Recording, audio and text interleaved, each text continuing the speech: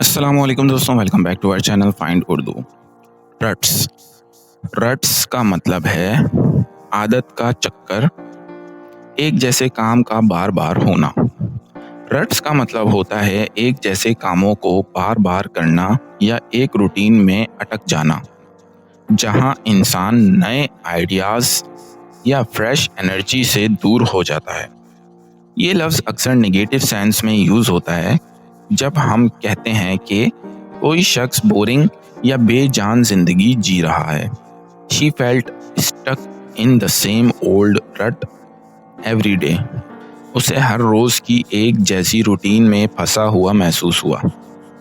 तो दोस्तों, रट का मतलब है एक बोरिंग और बार बार दोहराए जाने वाली रूटीन जहां कोई नएपन या एनर्जी नहीं होती। उम्मीद है अब आपको रट्स का मतलब समझ में आ गया होगा।